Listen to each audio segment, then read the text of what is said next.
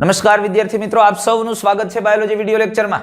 આજે આપણે 11મા ધોરણની અંદર ચેપ્ટર નંબર 9 જૈવિક અણુ, જેની અંદર ખૂબ ઇન્ટરેસ્ટિંગ અને મહત્વનો ટોપિક આપણે ડિસ્કસ કરવા જઈ રહ્યા છીએ, જે છે ઉત્સેચક દ્વારા ઊંચા દરની રાસાયણિક રૂપાંતરણ। એ કેવી રીતે થાય છે ભાઈ? ઉત્સેચકની મદદથી આ રાસાયણિક રૂપાંતરણ ખૂબ જ ઊંચા દરે કેવી રીતે સંભવ છે, કેવી રીતે થઈ શકે છે, તો એની વાત કરીએ। સામાન્ય રીતે આપણે એક વસ્તુ ઉત્સેચક શું છે એનો વિસ્તૃતમાં અભ્યાસ કરવો પડે, કારણ કે રાસાયણિક પ્રક્રિયાના દરમાં એ કેવી રીતે વધારો કરે એ સમજવું છે। હા, આપણે ઉત્સેચકની પ્રાથમિક માહિતી લીધી, એની પ્રાઇમરી ઇન્ફોર્મેશન લીધી કે ઉત્સેચકો પ્રોટીનના બનેલા છે। સામાન્ય રીતે ઉત્સેચકોમાં પ્રાથમિક, દ્વિતીયક કે તૃતીયક બંધારણ સ્પષ્ટ જોવા મળે। મુખ્યત્વે ઉત્સેચકો કાર્યરત હોય ત્યારે તૃતીયક બંધારણ હોય, કોઈ ચોક્કસ અને વિશિષ્ટ ત્રિપરિમાણ સ્વરૂપ ધરાવે છે, જેમાં તે ક્રિયાશીલ સ્થાન ધરાવે છે, અને આ ક્રિયાશીલ સ્થાન પ્રક્રિયક સાથે જોડાવાની ક્ષમતા ધરાવે છે, અને એ ક્રિયાશીલ સ્થાનને આધારે ઉત્સેચક પ્રક્રિયક સાથે જોડાય અને પ્રક્રિયકનું નિપજમાં રૂપાંતરણ કરે છે। પણ ઉત્સેચક શું છે એને ડિટેલમાં સમજવા પડે, ઉત્સેચકની દરેક બાબતોને ધ્યાનથી વિસ્તૃત રીતે સમજવી પડે। તો આપણે સક્રિય સ્થાન વિશે થોડીક વાત કરી ગયા છીએ, થોડું ઘણું જોઈ ગયા છે। તો રાસાયણિક કે ચયાપચયિક રૂપાંતરણો એક પ્રક્રિયા હોય છે, એ તો સીધી જ વાત છે, આપણે આગળ જોઈએ અને અત્યારે વાત કરીએ છીએ। કોઈ પણ એક રાસાયણિક કે ચયાપચયિક રૂપાંતરણ એક પ્રક્રિયા છે, જેમાં જે રસાયણનું નિપજમાં રૂપાંતરણ થાય તે રસાયણને પ્રક્રિયક કહેવામાં આવે છે। એક બાબત ક્લિયર થઈ જાય છે અહીંયા, જો હું એમ કહું કે આ સ્ટાર્ચ છે અને અહીંયા કોઈ ચોક્કસ રૂપાંતરણને અંતે અહીંયા નિપજ તરીકે ગ્લુકોઝ મળે છે, તો તમે સમજી લો આ સ્ટાર્ચ એ પ્રક્રિયક છે અને અંતે જે બનેલું રસાયણ છે એ રસાયણ નિપજ છે। એટલે રાસાયણિક કે ચયાપચયિક રૂપાંતરણો, હવે મેં આવું એક પ્રક્રિયા આપણે આગળ લખી ગયા, ખૂબ લખી, પાછી લખું છું, ગ્લુકોઝમાંથી ગ્લુકોઝ 6 ફોસ્ફેટ, તો સમજી લ્યો આ એક રૂપાંતરણ છે, જેમાં રસાયણનું નિપજમાં રૂપાંતરણ થાય। તો અહીંયા નિપજા થઈ ગઈ, આ રસાયણનું આમાં રૂપાંતરણ થયું, તો આને મારે શું કહેવાય? પ્રક્રિયક। અરે અહીંયા આ સ્ટાર્ચનું ગ્લુકોઝમાં રૂપાંતરણ થયું, તો ગ્લુકોઝ નિપજ થઈને સ્ટાર્ચ શું છે? પ્રક્રિયક। અરે યાર H2O + CO2 અને આમાંથી H2CO3 થયું, તો જે રસાયણોનું નિપજમાં રૂપાંતરણ થાય એ રસાયણોને શું કહેવાય? પ્રક્રિયક। તો અહીંયા પ્રક્રિયક તરીકે H2O અને CO2 છે, અને નિપજ એક છે H2CO3। એટલે પ્રક્રિયક કોને કહેવાય? તો કે જે ઘટક, જે રસાયણ નિપજમાં ફેરવાય તે પ્રક્રિયક છે, અને પ્રક્રિયકને ઇંગ્લિશમાં સબસ્ટ્રેટ કહેવાય, અને સબસ્ટ્રેટ ઉપરથી એને S કહેવામાં આવે છે। તો જ્યારે ઉત્સેચક એક સક્રિય સ્થાન, જો ઉત્સેચક એક સક્રિય સ્થાન સાથે એક ત્રિપરિમાણ સંરચના ધરાવતું પ્રોટીન છે, જે પ્રક્રિયકને નિપજમાં ફેરવે છે। આ ખૂબ અગત્યની અને કાળજીથી સમજવા જેવી વાત છે। ઉત્સેચક એક સક્રિય સ્થાન સાથે, ઉત્સેચક ખરેખર આમ જુઓ તો આમ ત્રિપરિમાણ સ્વરૂપ ધરાવતા આવું ત્રિપરિમાણ સ્વરૂપ સાથે એક ક્રિયાશીલ સ્થાન ધરાવે છે, એક સક્રિય સ્થાન ધરાવે છે। આ ઉત્સેચકનું હું આવું એક રેખાચિત્ર દોરું તો આવું થઈ જાય ને, આ સક્રિય સ્થાન। હવે આ ત્રિપરિમાણ સંરચના ધરાવતું ઉત્સેચક શું છે? તો કે એક સક્રિય સ્થાન સાથે એક ત્રિપરિમાણ સંરચના ધરાવતું પ્રોટીન, એની પાસે એક સક્રિય સ્થાન, ક્રિયાશીલ સ્થાન છે, અને એ ક્રિયાશીલ સ્થાન સાથે ત્રિપરિમાણ સ્વરૂપ ધરાવતું પ્રોટીન। હવે એ સ્થાન સાથે જે, એટલે કે આ ઉત્સેચક એવું પ્રોટીન, એવું ત્રિપરિમાણ સંરચના ધરાવતું પ્રોટીન કે પ્રક્રિયકને નિપજમાં ફેરવે છે, એટલે કે સબસ્ટ્રેટને નિપજમાં ફેરવે છે। શેમાં ફેરવે છે? સબસ્ટ્રેટને નિપજમાં ફેરવે છે। કોણ? ઉત્સેચક। એટલે ઉત્સેચક એક સક્રિય સ્થાન સાથે ત્રિપરિમાણ સંરચના ધરાવતું પ્રોટીન છે, એવું પ્રોટીન કે જે સબસ્ટ્રેટ પ્રક્રિયકને નિપજમાં ફેરવે છે। તો આ પ્રક્રિયાથી ઉત્સેચકના સક્રિય સ્થાન, જોજો હવે, કે જે તિરાડ અથવા તો જે ખાંચ કે ગુહા સ્વરૂપ હોય તેની સાથે જોડાય છે। કોઈ પણ માનો કે અહીંયા પ્રક્રિયક તરીકે, હવે આપણે આવું વિચારી લઈએ કે આ ઉત્સેચક છે અને એની સાથે આવેલું પ્રક્રિયક છે, એ પ્રક્રિયક આવું છે, આવું પ્રક્રિયક છે, તો આ પ્રક્રિયક ઉત્સેચક સાથે જોડાય છે। આ પ્રક્રિયક છે એ પ્રક્રિયક ઉત્સેચકના ક્રિયાશીલ સ્થાન સાથે જોડાય છે। ઉત્સેચક અહીંયા સામાન્ય રીતે એના ક્રિયાશીલ સ્થાન દ્વારા અથવા સક્રિય સ્થાન દ્વારા પ્રક્રિયક સાથે જોડાય છે. અહીંયા ઉત્સેચકનું સક્રિય સ્થાન અને પ્રક્રિયક આ બે છે એકદમ એકબીજા સાથે બંધ બેસે એવી રચના ધરાવતા, એકબીજાને પૂરક હોય છે. અરે એ તાળા અને કૂંચીની માફક વિશિષ્ટ હોય. આ ચોક્કસ ઉત્સેચક ચોક્કસ પ્રક્રિયાર્થી સાથે જોડાય. અરે માનો કે અહીંયા ઘણા બધા પ્રક્રિયક હતા, એક આવો પ્રક્રિયક હતો, એક આવો પ્રક્રિયક હતો, તો આ ઉત્સેચક આ જ પ્રક્રિયક સાથે જોડાઈ શકે, કારણ કે ઉત્સેચકનું સક્રિય સ્થાન આ પ્રક્રિયક માટે જ પૂરક છે. આ પ્રક્રિયક સાથે જોડાઈ શકતું નથી, આની સાથે નહીં જોડાઈ શકે, માત્ર ને માત્ર આની સાથે જ જોડાઈ શકશે. એટલે દરેક ઉત્સેચક એક ચોક્કસ પ્રકારના જ પ્રક્રિયક સાથે જોડાઈ શકે. અને ઉત્સેચકનું સક્રિય સ્થાન અને પૂરક આ બેયના બંધારણ એકબીજાને પૂરક હોય. તાળા અને કૂંચીની માફક એક ચોક્કસ તાળું એક ચોક્કસ પ્રકારની ચાવીથી ખુલે, એમાં બીજી ચાવી ન ચાલે. એમ એક ઉત્સેચકમાં ચોક્કસ પ્રકારના જ પ્રક્રિયક કામ કરે. એક જ પ્રક્રિયક એમ નથી, પણ એક જ પ્રકારના પ્રક્રિયક. જો આ ઉત્સેચક સ્ટાર્ચ ઉપર અસર કરે તો સ્ટાર્ચના અણુને જ અસર કરે. સ્ટાર્ચનો એક અણુ હોય કે 5 અણુ હોય, પણ સ્ટાર્ચ ઉપર જ અસર કરે. આ ઉત્સેચક પછી ગ્લાયકોજન ઉપર અસર ન કરે. આ ઉત્સેચક પછી સેલ્યુલોઝ ઉપર ન અસર કરે, ભલે એ ગ્લુકોઝના જ બનેલા રહે. સમજાય છે? તો એક તાળું છે એક જ પ્રકારની ચાવીથી ખુલે છે. હા, એ જ પ્રકારની ચાવી 4 હોય તો ચારેયથી ખુલી શકે, પણ એની ડિઝાઇન એક જ સરખી હોય. એવી જ રીતે એટલે ઉત્સેચક અને પ્રક્રિયક છે એને એકબીજાને તાળા અને કૂંચીની માફક સરખાવી શકાય. લોક એન્ડ કી મોડલ. એટલે પ્રક્રિયાર્થી ઉત્સેચકના સક્રિય સ્થાન અથવા તો તિરાડ કે ખાંચ સ્વરૂપે હોય તેની સાથે જોડાય. એટલે પ્રક્રિયાર્થી કોની સાથે જોડાય છે? ઉત્સેચકના સક્રિય સ્થાન સાથે જોડાય છે.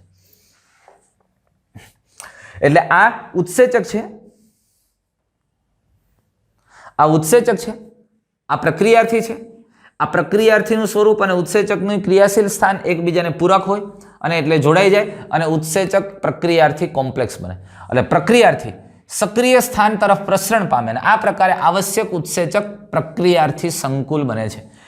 એન્ઝાઇમ સબસ્ટ્રેટ કોમ્પ્લેક્સ, આને શું કહેવાય? ES complex. ES, E એટલે એન્ઝાઇમ, એન્ઝાઇમ એટલે ઉત્સેચક, એટલે ઉત્સેચકને E એન્ઝાઇમ ઉત્સેચકને રજૂ કરે છે. અને આ સંકુલનું નિર્માણ ક્ષણિક સમયની ઘટના, બહુ ઓછા સમય માટે રહે છે. પણ અહીંયા એક વસ્તુ સ્પષ્ટ છે, પ્રક્રિયક અને ઉત્સેચક વચ્ચે કોમ્પ્લેક્સ બને એને એન્ઝાઇમ સબસ્ટ્રેટ કોમ્પ્લેક્સ કહેવામાં આવે. અને આ કોમ્પ્લેક્સ અથવા આને ગુજરાતીમાં કહેવું હોય તો શું કહેશું? ઉત્સેચક પ્રક્રિયાર્થી સંકુલ. અને આ સંકુલ બહુ ઓછા સમય માટે રહે છે, અને કારણ કે એમાંથી એને નિપજમાં ફેરવવાનું છે. ઉત્સેચક જેવું જ પ્રક્રિયાર્થી સાથે જોડાય એટલે પ્રક્રિયકના બંધારણમાં ફેરફાર થવા માંડે છે, બદલાવ માંડે છે. સમજાય છે આ વાત? એટલે હવે તમે વાતને સમજો. ઉત્સેચક છે એ પ્રક્રિયાર્થી સાથે જોડાઈને પ્રક્રિયકને શેમાં ફેરવશે? નિપજમાં. તો ધ્યાનથી સમજવા જેવી વાત. હવે ખૂબ અગત્યનો મુદ્દો છે. પ્રક્રિયાર્થી ઉત્સેચકના સક્રિય સ્થાન સાથે જોડાય. આ પ્રક્રિયાર્થી ઉત્સેચકના સક્રિય સ્થાન સાથે જોડાય તે દરમિયાન પ્રક્રિયાર્થીની નવી સંરચનાનું નિર્માણ થાય છે. આ નવી સંરચનાનું નિર્માણ થાય અને જેને સંક્રમણ અવસ્થા અથવા સંરચના કહેવાય. હવે વાત સમજો. આ ઉત્સેચક તો આમનામ જ રહેશે, પણ આ જે પ્રક્રિયાર્થી છે એની અંદર બદલાવ મળશે આવવા, એમાં બદલાવ શરૂ થઈ જશે. આ ઉત્સેચકો છે, હું પહેલા થોડાક દોરી લઉં છું.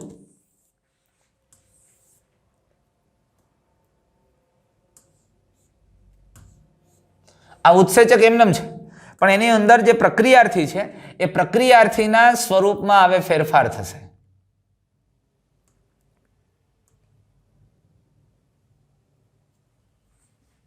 હજુ આમાં પાછા થોડા ફેરફાર થશે.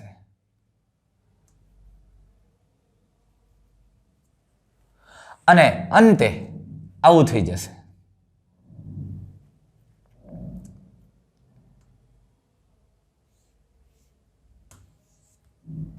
અને છેલ્લે આ સ્થિતિ આવી બની જશે.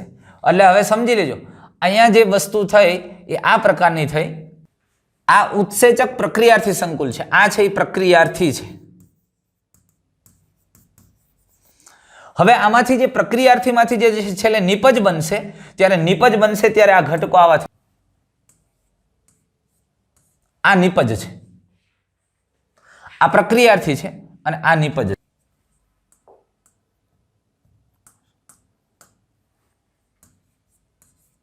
આ નિપજ છે, આ પ્રક્રિયાર્થી અને આ નિપજ. હવે ખરેખર ઉત્સેચક પ્રક્રિયાર્થી સાથે જોડાણું તો એ ઉત્સેચકમાંથી આ ઉત્સેચક છે પ્રક્રિયાર્થીને નિપજમાં ફેરવું તો પ્રક્રિયાર્થીમાંથી નિપજ બને એટલે આપણને તો સીધી નિપજ જ દેખાય છે, પણ પ્રક્રિયાર્થીમાંથી નિપજ બને એ પેલા પ્રક્રિયકના બંધારણમાં કેટલાક ફેરફારો થાય, પ્રક્રિયકની રચનામાં ફેરફાર કરે છે કોણ? પ્રેરે છે ઉત્સેચક. તો આ જે રૂપાંતરણ કર્યું પ્રક્રિયકના બંધારણમાં જે બદલાવ આવ્યો એના બંધમાં ફેરફાર થશે, એના સ્વરૂપમાં ફેરફાર થાય, એ અવસ્થાને સંક્રમણ અવસ્થા કહેવામાં આવે છે. પણ આપણને તો એક જ વસ્તુ દેખાય, સીધું શું દેખાય છે? નિપજ.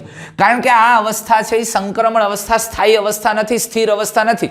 સ્થિર અવસ્થા તો નિપજ છે. એટલે તમને પેલા પ્રક્રિયક દેખાતું હતું, એ પ્રક્રિયક આ સ્વરૂપે હતું અને પ્રક્રિયકનો આવું જો પીડું હતું અને આ સ્વરૂપે હતું, આ પ્રક્રિયક હતો અને અંતિમ સ્વરૂપ નિપજ. આ બે સ્થિર અવસ્થા છે, આ બે સ્થિર અવસ્થા છે. પણ પ્રક્રિયક સાથે ઉત્સેચક જોડાય એટલે એ પ્રક્રિયકમાં ફેરફાર પ્રેરે છે, પ્રક્રિયકની સંરચનામાં બદલાવ થાય છે અને પછી નિપજ પાછું સ્થાયી સ્વરૂપ આવે છે. એટલે આ બે સ્થાયી સ્વરૂપ આપણને દેખાય, પેલા પ્રક્રિયક તરીકે હતું પછી નિપજ. પણ વચ્ચેની જે અવસ્થાઓ છે એ ખૂબ જ ઓછા સમયની અને ખૂબ જ બદલતી રહેતી અવસ્થા, એકમાંથી બીજું બીજામાંથી ત્રીજું સ્વરૂપ અંતે નિપજ. આ અવસ્થાને સંક્રમણ અવસ્થા કહેવાય અથવા સંક્રમણ સંરચના. જોજો હવે પ્રક્રિયાર્થી ઉત્સેચકના સક્રિય સ્થાન સાથે જોડાય તે દરમિયાન પ્રક્રિયાર્થીમાં નવી સંરચના નિર્માણ થાય અને જે નવી સંરચનાનું નિર્માણ થાય એને સંક્રમણ અવસ્થા કહેવાય. અને તેના પછી તરત જ સ્વીકૃત બંધનું તૂટવું, જો પેલા હતા એ બંધ તૂટવું કે અમુક નવા બંધનું નિર્માણ પૂર્ણ થાય છે, અમુક જે બંધ હતા એ તૂટશે, નવા બંધ બનશે, આ તૂટવાનું નિર્માણ થવાની પ્રક્રિયાઓ પૂરી થશે અને પછી સક્રિય સ્થાન પરથી નિપજ મુક્ત થશે. સક્રિય સ્થાન ઉપરથી નિપજ મુક્ત થશે અને આ ઉત્સેચક પાછો હતો એવો ને એવો ખુલ્લો થશે.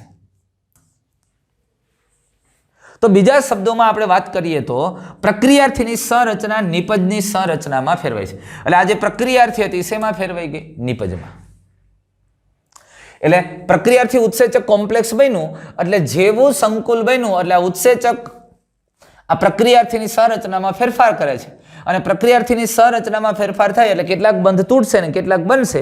આ પ્રક્રિયા પૂરી થાય એટલે નિપજ બની જશે અને નિપજ છે એ ઉત્સેચકથી છૂટી પડી જશે એટલે પ્યોર નિપજ પ્રાપ્ત અને ઉત્સેચક હતો એવો ને એવો પાછો એ ઉત્સેચક પાછા નવા પ્રક્રિયાર્થી સાથે જોડાશે, વળી પ્રક્રિયા ચાલુ કર્યા કરશે. સમજાય છે? આમ પ્રક્રિયાઓ સતત ચાલુ રહે છે. સમજાય છે? પણ પ્રક્રિયાર્થી નિપજમાં ફેરવાય એ દરમિયાન પ્રક્રિયાર્થીમાં એક વચ્ચે કેટલીક અવસ્થામાં ફેરફાર થાય જેને સંક્રમણ અવસ્થા કહેવામાં આવે છે.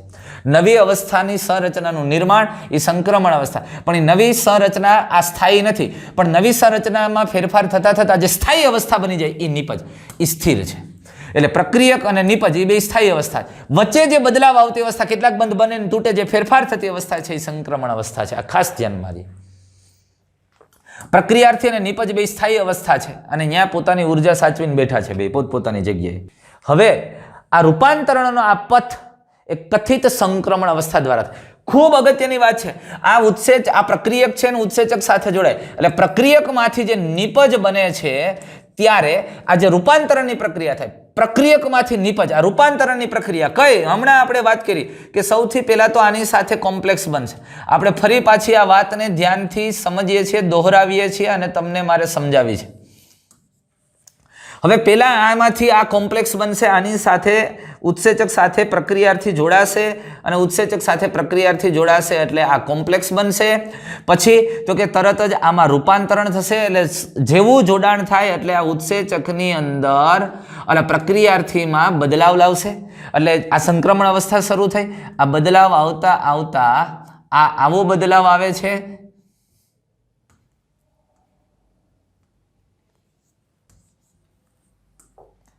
છેલ્લે આ ઉત્સેચક નિપજ કોમ્પ્લેક્સ સંકુલ બની જશે અને પછી આ નિપજ છે એ નિપજ વાળો ભાગ છૂટો પડશે અને ઉત્સેચક પાછો હતો એના સ્વરૂપે મૂળ સ્વરૂપે પ્રાપ્ત થશે.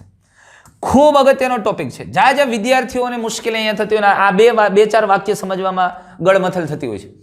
હવે વાત એ છે કે આ રૂપાંતરણ એટલે ક્યાં રૂપાંતરણ? અરે યાર, પ્રક્રિયકમાંથી નિપજ બને છે એનો આખો જે પથ થયો, આ અહીંયાથી અહીંયા સુધીનો જે પથ થયો, આ પથને સંક્રમણ અવસ્થા કહેવાય. આ તો મેં પહેલા કહી દીધું હતું, આ તો તમને સમજવા માટે મેં પાછું દોર્યું છે. આને સંક્રમણ અવસ્થા કહેવામાં આવે છે.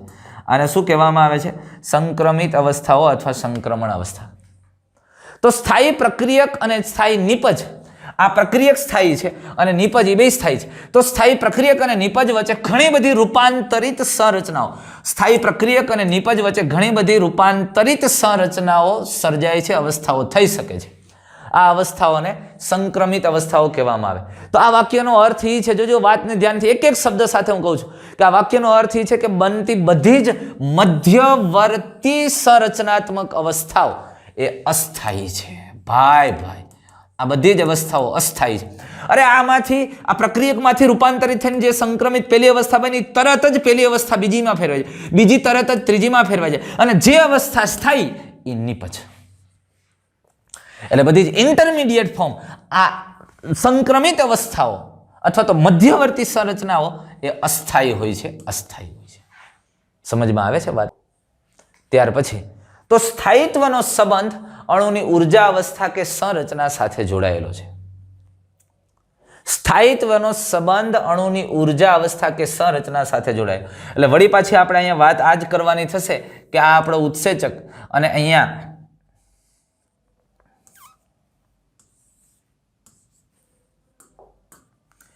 આ પ્રક્રિયક છે, એ પ્રક્રિયક એની સાથે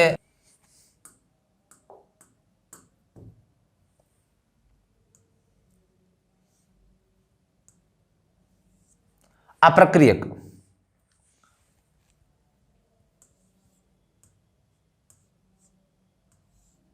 આ નિપજ. હવે પ્રક્રિયક અને નિપજ એ બે સ્થાયી અવસ્થા છે, પણ સ્થાયિત્વનો સંબંધ અહીંયા કીધું છે અણુ ઉર્જાની અવસ્થા કે સંરચના સાથે જોડાયેલો છે. વચ્ચેની એક સંક્રમિત અવસ્થા જે આપણે આમ કહેતા હતા કે આની પહેલાની સ્લાઇડમાં આપણે જોઈ ગયા જે આ પ્રકારે હતી.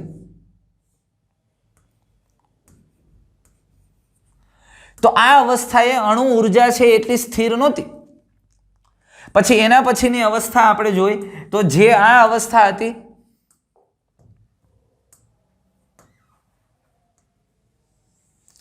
એના પછીની જે અવસ્થા જોઈ એટલે કે અહીંયા આ જે અવસ્થા હતી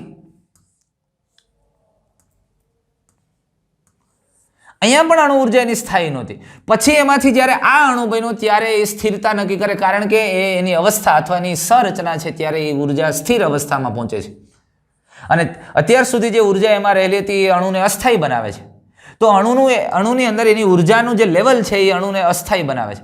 એક ચોક્કસ માત્રા હોય ત્યારે સ્થિર હતી, પછી એમાં પ્લસ માઇનસ ફેરફારો થયા, અસ્થાયી સ્વરૂપ થયું અને ફરી પાછી એવા સ્ટેજે પહોંચ્યું કે એ ઉર્જાનું લેવલ છે એ સ્થાયી થાય છે. કેવી રીતે? કાં તો આ અણુ છે એ પહેલા સમજી લો આ પ્રક્રિયક છે એ સ્થિર ઉર્જા ધરાવતો હતો, એને તમે ઉર્જા આપો છો, વધારાની ઉર્જા આપો છો. દરેક અણુ છે એક ચોક્કસ ઉર્જા ધરાવે છે ને ત્યારે સ્થાયી સ્વરૂપ હોય છે. હવે આ અણુને આપણે ઉર્જા આપીએ છીએ એટલે અસ્થિર બનશે. એ અસ્થિર બનશે અને વળી પાછું એક સ્ટેજ એવું આવશે કાં તો એ ઉર્જા મેળવીને સ્થિર થશે અને કાં કેટલીક ઉર્જા ગુમાવીને સ્થિર થશે. પહેલા અસ્થાયી થઈ ગયો હતો, પછી કેટલીક ઉર્જા ગુમાવી અથવા મેળવીને પાછું સ્થિર થશે. તો જ્યારે સ્થિર હતું ત્યાંથી અસ્થિર થઈને પાછું સ્થિર થાય ત્યાં સુધીમાં કાં તો એ કેટલીક ઉર્જા ગુમાવે છે અને કાં કેટલીક ઉર્જા મેળવે છે. એટલે સ્થાયિત્વનો સંબંધ એ અણુ પ્રક્રિયક તરીકે સ્થિર હતો અને નિપજ તરીકે સ્થિર છે. સ્થિરતા અણુ ઉર્જા અવસ્થા એટલે અણુ ઉર્જા અવસ્થા કે સંરચના સાથે જોડાયેલો હોય છે. હવે આપણે જોઈએ કેવી રીતે.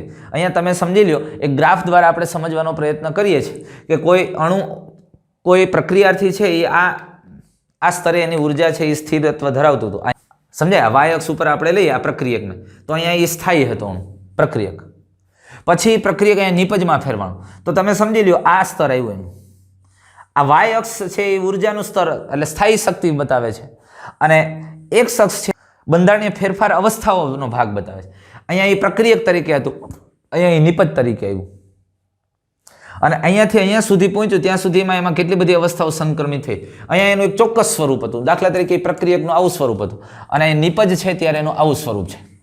તો એક શખ્સ ઉપર આપણે તો આમાંથી આવું સ્વરૂપ થયું, આમાંથી આવું સ્વરૂપ થયું, આમાંથી આ પ્રકારનું સ્વરૂપ થયું, આમાંથી આવું સ્વરૂપ થયું અને અંતે આ સ્વરૂપ થયું. પણ આ સ્વરૂપ બદલા ત્યારે એના ઉર્જાના લેવલ બદલતા રહે. આ પ્રક્રિયક છે એ સ્થાયી સ્વરૂપ છે, નિપજ છે એ સ્થાયી સ્વરૂપ છે. અહીંયા ઉર્જા આ સ્તરની હતી, પછી જ્યારે એના સંક્રમિત અવસ્થાઓ આવી ત્યારે એનું ઉર્જાનું સ્તર થોડુંક ઊંચું ગયું, આને બહારથી ઉર્જા આપી એટલે એમાં થોડો બદલાવ થયો અને એકદમ સંક્રમિત અવસ્થા હોય અને જે એ ઉર્જા એ સક્રિય થાય અને બદલાવ થતા થતા થતા એક મોટી માત્રામાં ઉર્જા ગુમાવીને નિશ્ચિત આવું સ્વરૂપ પ્રાપ્ત કર્યું. પછી ખૂબ જ ઉર્જા ગુમાવી અને એક સ્થાયી સ્વરૂપ ગ્રહણ કરી લીધું. એટલે વાય અક્ષ અત્યારે શું દર્શાવે છે? સ્થાયી શક્તિ. એટલે ઉર્જાનો સ્થાયી શક્તિનો ભાગ દર્શાવે. એટલે અહીંયા ઉર્જાના સ્તર બતાવે છે. અને એક અક્ષ ઉપર શું દર્શાવે છે? અહીંયા સામાન્ય રીતે પ્રક્રિયક અને નિપજ વચ્ચેની સંક્રમિત અવસ્થાઓ, વચગાળાની અવસ્થાઓ, એના બંધારણીય રૂપાંતરણની બાબતો સૂચવે છે કે પહેલા આવું સ્વરૂપ હતું, પછી અહીંયા આવું થયું, બદલાવ થઈ જશે, આટલા બદલાવ થઈને અંતે આ સ્વરૂપ પ્રાપ્ત છે. સમજાય છે? તો આને આપણે વધુ સારી રીતે હજુ સમજવું છે. તો બે વસ્તુ ધ્યાનમાં રાખવા જેવી થાય છે. પ્રક્રિયક અને નિપજ વચ્ચે શક્તિના સ્તરમાં ભિન્નતા છે. આ હમણાં જ મેં વાત કરી કે આ પ્રક્રિયક અને નિપજ આ બેયના ઉર્જા સ્તરમાં ભિન્નતા છે. એની બેયની વચ્ચેના શક્તિ સ્તરમાં તફાવત છે. આ પ્રક્રિયકનો શક્તિ સ્તર અહીંયા છે અને આ નિપજ છે, નિપજનો શક્તિ સ્તર અહીંયા છે. નિપજનો શક્તિ સ્તર અત્યારે નીચો છે અને પ્રક્રિયકનો શક્તિ સ્તર ઊંચો છે. એટલે બે સ્તર વચ્ચે ભિન્નતા છે. એટલે જ્યારે પ્રક્રિયક નિપજમાં ફેરવાય છે ત્યારે એના શક્તિ સ્તરમાં ભિન્નતા સર્જાય છે, ફેરફારો થાય છે. જો નિપજ પ્રક્રિયાર્થી કરતા નીચલા સ્તરની હોય, હવે અહીંયા નિપજ નીચેના સ્તરમાં છે અને પ્રક્રિયાર્થી ઉપલા સ્તરમાં છે, તો તમે સીધી વસ્તુ છે સમજી શકો એવી વાત છે કે અહીંયા પ્રક્રિયા થાય એટલે પ્રક્રિયક નિપજમાં ફેરવાય છે ત્યારે એ શક્તિ ગુમાવે છે.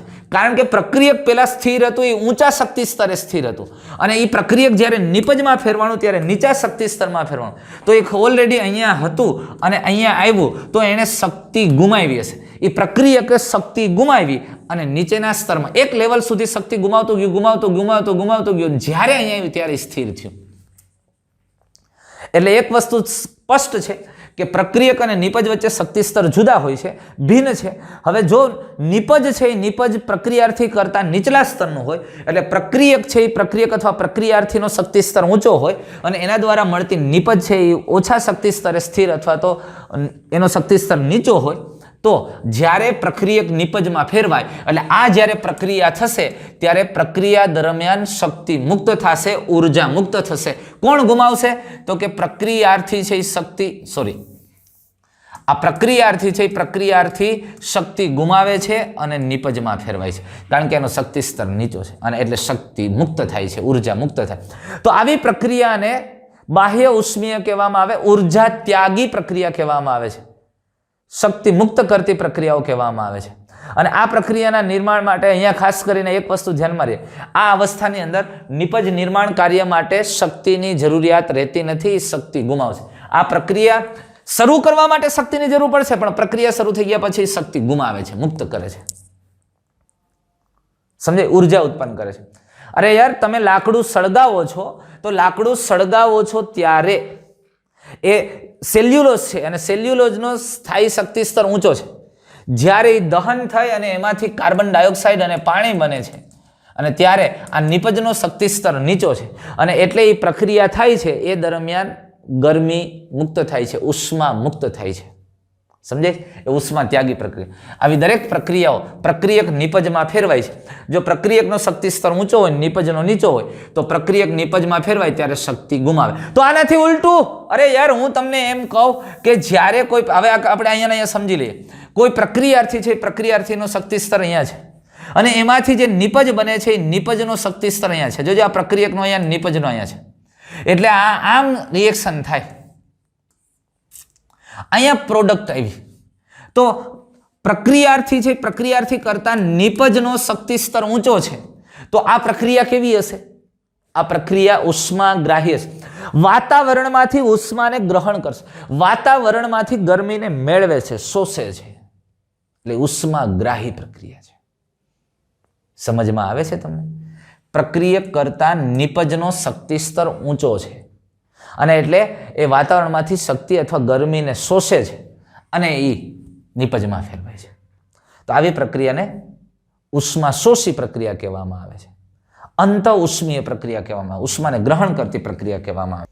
આમ છતાં બાહ્ય ઉષ્મીય અથવા તો સ્વયં પ્રવર્તિત પ્રક્રિયા આપણે હમણાં વાત કરી પોતાની રીતે થાય છે, અથવા તો અંત ઉષ્મીય કે શક્તિ આવશ્યક પ્રક્રિયાઓમાં પ્રક્રિયાર્થીને ઉચ્ચ શક્તિની અવસ્થા કે વચગાળાની અવસ્થામાંથી પસાર થવું પડે છે. હવે હું ગ્રાફને સમજું છું વ્યવસ્થિત રીતે. બહુ અગત્યની વાત કરી છે અહીંયા. હવે પ્રક્રિયા કોઈ પણ હોય, આપણે આ બે ગ્રાફ રાખશું. પ્રક્રિયા કોઈ પણ હોય, હવે અહીંયા પ્રક્રિયક છે, એ પ્રક્રિયક ઊંચો શક્તિ સ્તર ધરાવે છે એની નિપજ કરતા. તો પ્રક્રિયકને નિપજમાં ફેરવું છે તો એને પણ સંક્રમિત અવસ્થામાંથી પસાર થવું જરૂરી છે. વચગાળાની અવસ્થામાંથી પસાર થવું જ પડે. પ્રક્રિયકને નિપજમાં ફેરવાવું છે એટલે એ પછી ભલે સામાન્ય રીતે પ્રક્રિયકનું શક્તિ સ્તર ઊંચો અને નિપજનો નીચો, એટલે પ્રક્રિયા છે એ ઉષ્મા ત્યાગી છે, બાહ્ય ઉષ્મીય છે, ઉર્જા ગુમાવતી પ્રક્રિયા છે, પણ પ્રક્રિયકને નિપજમાં ફેરવાવું છે ત્યારે એને વચગાળાની અવસ્થામાંથી પસાર થવું પડે, એટલે કે સંક્રમિત અવસ્થામાંથી પસાર થવું પડે.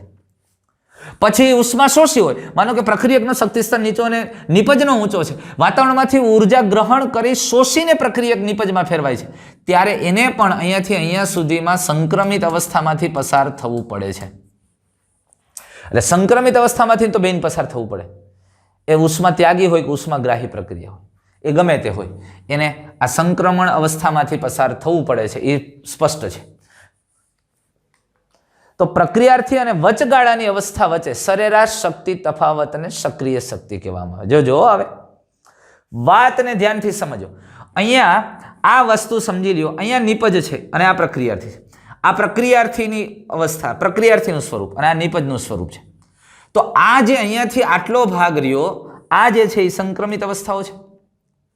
તો પ્રક્રિયાર્થીનો શક્તિ સ્તર અને આ સંક્રમિત અવસ્થા, તો આ સંક્રમિત અવસ્થાનો શક્તિ સ્તર જો અહીંયા સુધી છે, અહીંયા સુધી.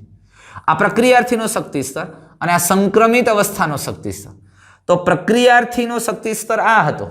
અહીંયા માનો કે આપણે એવું લઈ લઈએ, માનો કે અહીંયા 10 કિલો જૂલ છે અને અહીંયા 15-20 કિલો જૂલ છે. તો પ્રક્રિયાર્થીનો શક્તિ સ્તર એકમાત્ર સમજવા માટેનું, સાચું ન સમજતા, તો અહીંયા શક્તિ સ્તર કેટલો છે? 20 કિલો જૂલ. વાત સમજાય છે ને તમે? તો પ્રક્રિયાર્થીની અવસ્થાનો સરેરાશ શક્તિનો દર અથવા તો શક્તિની અવસ્થા, એનું શક્તિ મૂલ્ય કેટલું છે? 10 કિલો જૂલ. અને અહીંયા સંક્રમિત અવસ્થાઓ છે, એટલે કે બદલતી જતી અવસ્થાઓ, રૂપાંતરિત અવસ્થાઓ. અને એ દરમિયાન તમે જુઓ એનું શક્તિ સ્તર ક્યાં જાય છે? એની શક્તિ અવસ્થા 20 કિલો જૂલ છે. તો પ્રક્રિયાર્થીનું શક્તિ સ્તર અને સંક્રમિત અવસ્થાનું શક્તિ સ્તર, એ બે વચ્ચે જે તફાવત છે એ કેટલો આવ્યો? 10 કિલો જૂલનો આવ્યો. આનો પ્રક્રિયાર્થીનો 10 કિલો જૂલ હતો અને સંક્રમિત અવસ્થાનો 20 કિલો જૂલ છે, તો બેનો તફાવત 10 કિલો જૂલ આવ્યો. તો આ શક્તિ સ્તર અથવા તો આ જે શક્તિ છે એને સક્રિય શક્તિ સ્તર કહેવાય. એને સક્રિય શક્તિ સ્તર અથવા સક્રિય શક્તિ કહેવામાં આવે. શું કરવાને? કે માનો કે 10 કિલો જૂલ ઉર્જા એ પ્રક્રિયક સ્થિર રહે છે, સ્થાયી રહે છે. પછી એમાં બીજી 10 કિલો જૂલ ઉર્જા તમે આપો છો ને, એટલે એ પ્રક્રિયાર્થી છે, એ પ્રક્રિયાર્થીના અણુઓ છે ગતિશીલ બને, સંક્રમિત અવસ્થામાં જઈને એમાં બદલાવ આવે છે. સમજાય છે વસ્તુ? એટલે આ ઉર્જા જ્યારે પ્રાપ્ત થાય ને ત્યારે હાઈલી એ સામાન્ય રીતે સંક્રમિત અવસ્થામાં જઈ અને પછી નિપજમાં ફેરવાય છે. એટલે પ્રક્રિયાર્થી અને વચગાળાની અવસ્થા એટલે સંક્રમિત અવસ્થા. પ્રક્રિયાર્થી અને વચગાળાની, એકદમ વચગાળાની સંક્રમિત અવસ્થા, એની બે વચ્ચેની સરેરાશ શક્તિનો જે તફાવત છે એને સક્રિય શક્તિ કહેવાય. એટલે આના ઉપરથી, આ વાક્ય ઉપરથી તમે શું તારણ કાઢશો? કોઈ પણ પ્રક્રિયકને મારે સક્રિય કરવો છે તો પ્રક્રિયક આ શક્તિ સ્તરે આ ઉર્જા એ સામાન્ય સ્થિતિમાં છે, પણ મારે એને સક્રિય કરીને પ્રક્રિયા કરાવી છે, તો મારે એને આ સ્તર સુધી ઉર્જા આપવી પડશે. હું ઉર્જા વધારતો જાઉં આ સ્તર લેવલે ઉર્જા આપું ને ત્યારે એનું આ સ્વરૂપ આવશે, અને એ સ્વરૂપ આવશે ને પછી જે નિપજમાં ફેરવાશે. કારણ કે આ સ્વરૂપે પહોંચવા માટે એને ઉર્જા તો જોશે જ. કારણ કે અહીંયા પ્રક્રિયકમાંથી નિપજમાં ફેરવો. જો હવે સમજો વાતને. આ આપણું પ્રક્રિયક હતું, આમાંથી પેલું સંક્રમિત સ્વરૂપ આ બન્યું, બીજું સંક્રમિત સ્વરૂપ આ બન્યું અને ત્રીજું આ બન્યું. હવે આ સામાન્ય રીતે એક સિમ્પલ ઉદાહરણ, આ 10 કિલો જૂલ ઉર્જાએ આ સ્વરૂપ એમને મેન્ટેન રહે છે. હું 15 કિલો જૂલ આપું ત્યારે ત્રિકોણ થાય. એના જોજો ઉર્જા, એના સ્વરૂપ બદલશે. પછી તો કે હું એને 17 કિલો જૂલ આપું ત્યારે એ આ પ્રકારનું થાય. અને 20 કિલો જૂલ ઉર્જા એ આ સ્વરૂપ પ્રાપ્ત કરે છે. પછી પાછું 20 કિલો જૂલથી વધારે નથી જોતું. પછી એનું જે બીજું સ્વરૂપ છે એ સ્વરૂપ પાછું 17 આવે છે, 15 આવે છે, અને 5 કિલો જૂલે નિપજ પ્રાપ્ત થાય છે. પણ મારે આમાંથી નીપજ લઈ જવી છે તો આ સ્વરૂપ તો જ આવશે, હું ઉર્જા વધારીશ 15 કિલો જૂલ, આ સ્વરૂપ તો જ આવશે 17 કિલો જૂલ ઉર્જા આપીશ, આ સ્વરૂપ તો જ આવશે કે 20 કિલો જૂલ આપીશ. પણ મારે એક વખત 20 કિલો જૂલે જવું પડશે, કારણ કે આ સ્વરૂપ, કારણ કે આ ચોરસમાંથી આ થશે, આમાંથી આ બનશે, આમાંથી આ બનશે, આમાંથી આ બનશે, આ બનશે, તો જ નીપજ બનશે. આ નીપજ બનાવવા માટે આ દરેક સ્વરૂપમાંથી પસાર થવું આવશ્યક છે. તો આ સ્વરૂપને મેક્સિમમ 20 કિલો જૂલ ઉર્જાની જરૂર છે, તો મારે 20 કિલો જૂલ ઉર્જા આપવી જ પડે, તો જ નીપજ બનશે. એટલે પ્રક્રિયકને મારે નીપજમાં ફેરવવું હોય તો એક વખત મારે એને સક્રિય શક્તિ સ્તર સુધી પહોંચાડવું પડે. તો આ સક્રિય શક્તિ સ્તર એટલે શું? તો કે પ્રક્રિયાર્થીની જે ઉર્જા છે તે, અને ત્યાંથી જે વચગાળાની અવસ્થા છે અને એને જે ઉર્જાની આવશ્યક, જે સરેરાશ શક્તિની જથ્થો અથવા તો શક્તિની અવસ્થા છે, એ બે વચ્ચેનો જે તફાવત છે એને સક્રિય શક્તિ સ્તર કહેવાય. એટલે પ્રક્રિયકની ઉર્જા છે એની અંદર આટલી ઉર્જા પ્લસ કરો ત્યારે એ આ અવસ્થામાંથી પસાર થઈ અને નીપજમાં ફેરવાશે. એટલે પ્રક્રિયકને નીપજમાં ફેરવા માટે જે જરૂરી શક્તિ છે એ શક્તિને સક્રિય શક્તિ કહેવાય. પ્રક્રિયાર્થીને નીપજમાં ફેરવવા માટે આપવી પડતી જરૂરી શક્તિને સક્રિય શક્તિ કહેવામાં આવે છે. શું કહેવામાં આવે? સક્રિય શક્તિ. વાત સમજાય છે કે હજી નથી સમજાતી? અહીંયા પ્રક્રિયાર્થી અને વચગાળાની અવસ્થા, આ પ્રક્રિયાર્થી અને વચગાળાની અવસ્થા, એની સરેરાશ શક્તિનો તફાવત, આની શક્તિનો તફાવત અને આનો આ, એ તફાવતને સક્રિય શક્તિ કીધું. એટલે ઉત્તેજન શક્તિ, એટલે પ્રક્રિયકને નીપજમાં ફેરવવા માટે ઉત્તેજન પૂરું પાડે છે.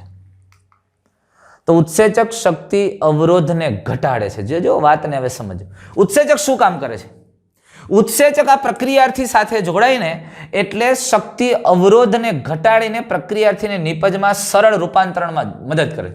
એટલે આ ઉત્સેચક જ્યારે પ્રક્રિયાર્થી સાથે જોડાય છે, હવે સમજવા જેવી વાત અહીંયા દોસ્તો, બીજી મહત્વની વાત, કે આ ઉત્સેચક જ્યારે પ્રક્રિયાર્થી સાથે જોડાય ત્યારે આ ઉત્સેચક પ્રક્રિયાર્થીને સમજાવે છે કે યાર તારે રૂપાંતરિત કરવું, હું કરવાની આટલી બધી શક્તિની તું જરૂર રાખસ. અરે 12 કિલો જૂલ નહીં યાર, 11માં તું રૂપાંતરિત થઈ જા. આને કે 15 નહીં યાર, એટલે 17 નહીં, તું યાર 12 થી 14માં રૂપાંતરિત થઈ. અરે 20 નહીં, તારે 15 હોય તો રૂપાંતરિત થઈ જાય. આ ઉત્સેચક પ્રક્રિયાર્થીના સક્રિય શક્તિ સ્તરને ઘટાડે. આ ઉત્સેચક પ્રક્રિયાર્થી છે એના શક્તિના અવરોધને ઘટાડે, કે જે ઉત્સેચક સાથે જોડાયો ન હોય પ્રક્રિયક, અને તમારે એને આ સ્વરૂપ લઈ આવવું હોય તો 20 કિલો જૂલ ઉર્જા આપવી પડતી હતી. એ જ પ્રક્રિયક હવે ઉત્સેચક સાથે જોડાઈ ગયો હોય તો 15 કિલો જૂલ ઉર્જાએ તે આ અવસ્થા ધારણ કરી લે છે. એટલે તમારે ઓછી શક્તિએ આ સ્વરૂપ આવી ગયું. એટલે એમ દરેક સ્વરૂપને શક્તિની ઓછી જરૂર પડે, અને ઓછી શક્તિ સ્તરે ઉત્સેચક છે એ પ્રક્રિયકને નીપજમાં ફેરવી નાખે, અને એટલે પ્રક્રિયાનો દર ખૂબ ઝડપથી થાય, ખૂબ ઝડપથી. જો ઉત્સેચક વગર આટલી શક્તિની આવશ્યકતા હતી, આ સક્રિય શક્તિ છે, ઉત્તેજન શક્તિ, અને એ જ પ્રક્રિયક જ્યારે ઉત્સેચક સાથે જોડાઈ જાય ત્યારે એનો સક્રિય શક્તિ સ્તર આ થઈ જાય. એટલે ઉત્સેચક જ્યારે પ્રક્રિયાર્થી સાથે જોડાય છે ત્યારે પ્રક્રિયાર્થીનો સક્રિય શક્તિ સ્તર નીચો આવે છે, અને પ્રક્રિયાર્થીનો સક્રિય શક્તિ સ્તર ઘટે છે. એટલે પ્રક્રિયક ઝડપથી નીપજમાં ફેરવાય છે અને પ્રક્રિયાનો દર ખૂબ ઊંચો વહી જાય છે. સમજમાં આવ્યું તમને? આ બાબત છે. આપણે કીધું એ પ્રમાણે કોઈ પણ પ્રક્રિયા ઉષ્મા ત્યાગી હોય કે ઉષ્માગ્રાહી હોય, માનો કે અહીંયા એ ભલે એ પણ ઉત્સેચક દ્વારા થતી હોય. આ પ્રક્રિયક છે, અહીંયા સ્થાયી શક્તિ સ્તર છે,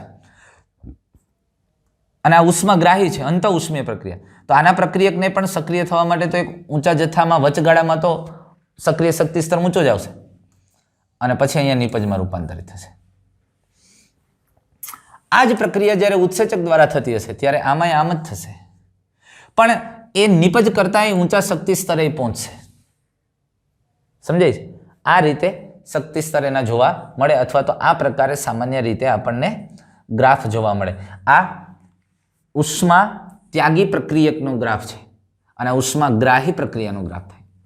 પ્રક્રિયક કરતા નીપજનો શક્તિ સ્તર ઊંચો છે, અને અહીંયા પ્રક્રિયક કરતા નીપજનો શક્તિ સ્તર નીચો છે. પણ પ્રક્રિયક નીપજમાં ફેરવાય ત્યારે અહીંયા યાદ રાખવા જેવી, સમજવા જેવી બાબત એ છે કે પ્રક્રિયક નીપજમાં ફેરવાય ત્યારે એને અલગ અલગ અવસ્થાઓમાંથી, સંક્રમિત અવસ્થાઓમાંથી પસાર થવું આવશ્યક છે. અને એમાં જે વચગાળાની અવસ્થા હોય ત્યારે એને સક્રિય શક્તિ સ્તર ખૂબ ઊંચો હોય ત્યારે જ વચગાળાની અવસ્થા, તો એમાંથી પસાર થાય તો જ નીપજ બને, નહીંતર બનતી નથી. તો એ શક્તિ સ્તરની જરૂર પડે.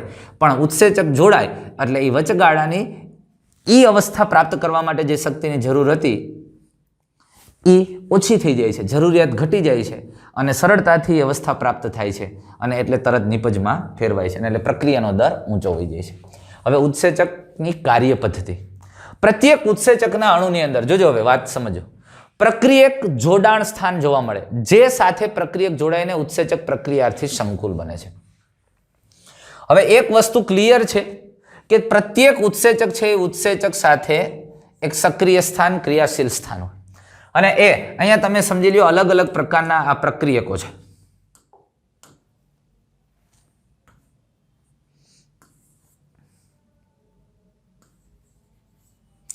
આવા અલગ અલગ પ્રકારના પ્રક્રિયક છે, પણ દરેક ઉત્સેચક છે એનું ક્રિયાશીલ સ્થાન એક ચોક્કસ પ્રક્રિયક સાથે જોડાવા માટે અનુરૂપ હોય છે. હવે આ ઉત્સેચક છે એ ઉત્સેચક તેના ક્રિયાશીલ સ્થાનેથી આ પ્રક્રિયક સાથે જોડાય છે. ઉત્સેચક ક્રિયાશીલ સ્થાનેથી પ્રક્રિયક સાથે જોડાઈને ઉત્સેચક પ્રક્રિયાર્થી સંકુલ, ઉત્સેચક પ્રક્રિયાર્થી કોમ્પ્લેક્સનું નિર્માણ કરે છે. હવે આ સંકુલ અત્યંત ઓછા સમયમાં, ખૂબ જ ઓછા સમયમાં યથાવત રહે. આ સંકુલ થોડા ઓછા સમય માટે યથાવત રહે અને જે નિપજ અને અપરિવર્તિત ઉત્સેચકમાં વિયોજિત થાય છે. હવે એક વાત ધ્યાનથી સમજો કે અહીંયા ઉત્સેચક એન્ઝાઇમ સબસ્ટ્રેટ કોમ્પ્લેક્સ બન્યું. આ કોમ્પ્લેક્સ ખૂબ જ ઓછા સમય માટે રહે અને ખૂબ જ ઝડપથી એમાં સંક્રમિત અવસ્થાઓમાંથી પસાર થઈ અને સંક્રમિત અવસ્થાઓમાંથી પસાર થઈ અને આ તરત ફેરવાઈ જશે ઉત્સેચક પ્રોડક્ટ કોમ્પ્લેક્સ, એટલે કે એન્ઝાઇમ પ્રોડક્ટ કોમ્પ્લેક્સ ઉત્સેચક અને નિપજમાં ફેર, ઉત્સેચક નિપજ સંકુલ. અને આ ઉત્સેચક અને નિપજ સંકુલમાંથી તરત જ નિપજ અને ઉત્સેચક જેવો હતો એવો પાછો, આ ઉત્સેચક પાછો બીજા કામે લાગી જશે. સમજમાં આવે છે? આમ પ્રક્રિયા સતત થયા કરતી હોય છે. આ પોઈન્ટ આખો સમજીએ. ઉત્સેચકની કાર્ય પદ્ધતિમાં પ્રત્યેક ઉત્સેચકના અણુમાં પ્રક્રિયક જોડાણ સ્થાન જોવા મળે છે. પ્રક્રિયક જોડાણ સ્થાન જોવા મળે, જેની સાથે પ્રક્રિયક જોડાઈને ઉત્સેચક પ્રક્રિયાર્થી સંકુલનું નિર્માણ થાય. આ સંકુલ ખૂબ જ ઓછા સમયમાં, ઉત્સેચક પ્રક્રિયાર્થી સંકુલ ખૂબ જ ઓછા સમય સુધી યથાવત રહે, તે નિપજમાં ફેરવાય અને અપરિવર્તિત ઉત્સેચકમાં વિયોજિત. એટલે ઉત્સેચક હતો એવો ને એવો પાછો મેળો અપરિવર્તિત અને નિપજમાં ફેરવાઈ જાય છે. પણ આ થાય તે પહેલા, એટલે આ ઉત્સેચક અને નિપજ બે છૂટા પડે તે પહેલા મધ્યવર્તી રચના ઉત્સેચક નિપજ સંકુલનું નિર્માણ થાય છે. એટલે મધ્યવર્તી રચનાઓ નિપજ, સંક્રમિત અવસ્થા અને સંકુલનું નિર્માણ થાય. એટલે ઉત્સેચક અને નિપજનું સંકુલ બને, ઉત્સેચક નિપજ સંકુલ બને એ પહેલા ઉત્સેચક કોની સાથે જોડાય છે? મધ્યવર્તી રચનાઓ. એટલે એ પહેલા મધ્યવર્તી રચનાઓ, પછી ઉત્સેચક નિપજ સંકુલ થાય અને ઉત્સેચક નિપજ સંકુલ થયા પછી અપરિવર્તિત ઉત્સેચક અને નિપજ ખુલ્લા થાય. અને ઉત્સેચક પ્રક્રિયાર્થી નિર્માણ થવું, અહીંયા ઉત્સેચક અને પ્રક્રિયાર્થીનું નિર્માણ થવું તે ઉદ્દીપન માટે અત્યંત આવશ્યક છે. એ તો સ્પષ્ટ વાત છે કે ઉત્સેચક અને પ્રક્રિયાર્થી જોડાય તો જ આ પ્રક્રિયા ઉત્પ્રેરિત થાય અને એક ઉત્સેચક છે એ ઉદ્દીપક તરીકે વર્તે. તો પ્રક્રિયાર્થી સાથે જોડાવવું અત્યંત આવશ્યક છે. માટે એન્ઝાઇમ સબસ્ટ્રેટ કોમ્પ્લેક્સ બનવું ખૂબ જ જરૂરી છે આ ઉદ્દીપન માટે, પ્રક્રિયાને પ્રેરવા માટે, ઝડપી કરવા માટે. અને એટલે આ પ્રક્રિયા આમ થાય છે. હવે ઉત્સેચક ક્રિયાના ઉત્પ્રેરક ચક્રને કેટલાક ચક્રોમાં આપણે વર્ણવી શકીએ, એક પછી એક જોતા જઈએ. તો સૌ પ્રથમ પ્રક્રિયક છે એ પ્રક્રિયક ઉત્સેચકના સક્રિય સ્થાન સાથે જોડાય છે. એ તો તમને ખબર. સૌ પ્રથમ પહેલું કામ પ્રક્રિયક છે ઉત્સેચકના સક્રિય સ્થાન સાથે જોડાય. ઉત્સેચકનું સક્રિય સ્થાન હવે પ્રક્રિયક ઉત્સેચકના આકારમાં બદલાવ લાવે છે. એ પણ વાત સાચી છે, જોઈ ગયા. ઉત્સેચકનું સક્રિય સ્થાન પ્રક્રિયક ઉત્સેચકના આકારમાં બદલાવ લાવે, જેથી પ્રક્રિયક ઉત્સેચક સાથે મજબૂતીથી જોડાઈ જાય છે. અને ઉત્સેચકનું સક્રિય સ્થાન હવે પ્રક્રિયકના ગાઢ સંપર્કમાં છે. એ પણ ખબર છે, એકબીજા વચ્ચે કોમ્પ્લેક્સ બને છે, ગાઢ સંપર્કમાં છે, જેના પરિણામ સ્વરૂપે પ્રક્રિયકના રાસાયણિક બંધ તૂટે અને નવા ઉત્સેચક નિપજ સંકુલનું નિર્માણ થાય છે. અને આમ ઉત્સેચક નવનિર્મિત નિપજને મુક્ત કરે અને મુક્ત થયેલ ઉત્સેચક અન્ય પ્રક્રિયક સાથે જોડાય અને વળી પાછું નવી પ્રક્રિયા માટે તૈયાર છે. એટલે ઉત્સેચક ફરી પાછું નવા પ્રક્રિયક સાથે ચાલુ થાય. એટલે ફરી એક વખત કહી દઉં છું, આમાં સમજવામાં કોઈ વાર લાગે એવું છે નહીં. બહુ ઝડપથી આની આ વાત આપણે આકૃતિ દ્વારા દર્શાવી દે કે એના એ સ્ટેપ. ઉત્સેચક છે એ ઉત્સેચક પ્રક્રિયાર્થી સાથે જોડાય છે, ચોક્કસ સ્થાનેથી જોડાય અને આ ઉત્સેચક પ્રક્રિયાર્થી સાથે જોડાય, ઉત્સેચક પ્રક્રિયાર્થી સંકુલ બને. આ ઉત્સેચકનું સક્રિય સ્થાન પ્રક્રિયકના ગાઢ સંપર્કમાં હોય, પરિણામ સ્વરૂપે પ્રક્રિયકના રાસાયણિક બંધ તૂટે અને એક નવું સંયોજન બને, ઉત્સેચક નિપજ સંકુલ બને છે અને આ ઉત્સેચક નિપજ સંકુલ બન્યા પછી આ ઉત્સેચક છે ઉત્સેચક આ નવા બનેલા નિપજને મુક્ત કરે છે અને આ ઉત્સેચક પાછું નવા પ્રક્રિયક અણુ સાથે જોડાઈને પ્રક્રિયાને પુનરાવર્તિત કરતું રહે. આ યાદ રાખવામાં આટલું માત્ર ચાર્ટ છે. તો આમ આ ઉત્સેચકની કાર્ય પદ્ધતિની આપણે વાત કરી અને હજુ આનાથી પણ ઇન્ટરેસ્ટિંગ ટોપિક તમે જો ઉત્સેચકો કેવું જબરજસ્ત અને વિશિષ્ટ કાર્યો કરે છે. ઉત્સેચક ઉપર અસર કરતા કેટલાક પરિબળોની આપણે વાત કરવી છે. ઉત્સેચક કયા પરિબળોને કારણે પ્રક્રિયાના દરમાં વધારો કરે છે, ઘટાડો કરે છે, ઉત્સેચકનું નામકરણ અને વર્ગીકરણ કેવી રીતે કરવામાં આવે છે એ ટોપિક અને ખૂબ જ ઇન્ટરેસ્ટિંગ અને આપણી ખાસ કરીને કોમ્પિટિટિવ એક્ઝામ માટે ખૂબ જ મહત્વના એવા ટોપિકની આપણે વાત કરશું નેક્સ્ટ વિડીયોની અંદર. તો ફરી પાછા મળીશું દોસ્તો નેક્સ્ટ વિડીયોમાં. Thank you.